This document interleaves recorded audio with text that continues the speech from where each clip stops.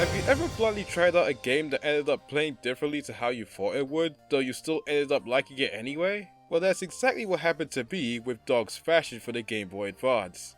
I went into it just expecting a cute pet raising simulator, and I did get that partially, but what I actually got was Dog Mario Party, baby! Roll the dice, collect some coins, constantly get screwed over by bad luck, and play some mini games. We should really go over the basics though.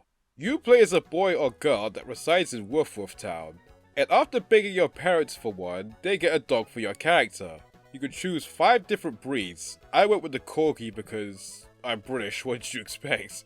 In your house, you can feed your dog, play with them, give them a bath, and attempt to teach them tricks, which they can learn more of when their happiness level gets high enough. Though the real fun in the game is taking your pup for a walk, and that's where the board game elements show up.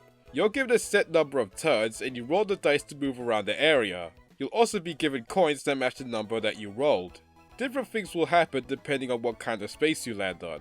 You might get extra coins, have your happiness points get affected, or maybe find a play item in a random spot. Sometimes you never know until you land there. There's also 2 extra boards you can visit after making enough progress, but you'll want to keep an eye out for the question mark, note, and shop spaces. If you land in the question mark space, you'll be approached by either Ryota or Mio. 2 other dog owners will ask you true or false questions, so I hope you know your canine trivia, otherwise you'll be losing a lot of happiness points. Landing on the note space will allow you to play a minigame, and if you win, you'll earn a ton of coins. There are 4 minigames in total.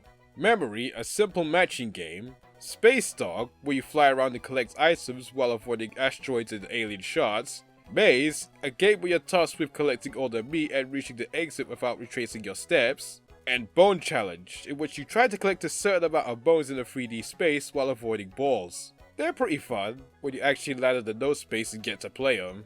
Finally are the shop spaces. There are 2 types of stores you can look out for. Pet stores, where you can buy food, water, and other essentials for your dog. And clothing stores, where you can get shirts, collars, and other cosmetics for your pup. Honestly, I thought the fashion aspect was going to play a bigger role in this game, like maybe taking your dog to fashion shows or something, but nope, it's all purely for show. I mean, you get awards from the shop guard depending on how much pieces of clothing you own, but that's about it. Even if you collect every cosmetic piece in the game, it's all just bragging rights at the end of the day. You don't even get a credit spiel or anything. How underwhelming. Maybe the other games in this series do a better job on the fashion theme? But I've never played them, so I wouldn't know. At least the pieces of clothing are cute.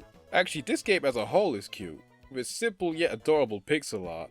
Same goes for the designs of the human characters. In fact, I actually really like the look of the collar store clerk, so I made this drawing of her in my free time. And the soundtrack, while there isn't much of one, also isn't too bad. While Dogz Fashion wasn't what I was expecting it to be, I did have quite a bit of fun with it, even if you could see everything it has to offer in a few hours. And I do wish there are items you could buy to influence your number rolls, kinda like the crystals in Dokapon Kingdom. If you like pet raising simulators and party games, this might be a title worth checking out. It's also very cheap on the second-hand market. Just know what you're getting yourself into, otherwise you might go barking mad playing this thing.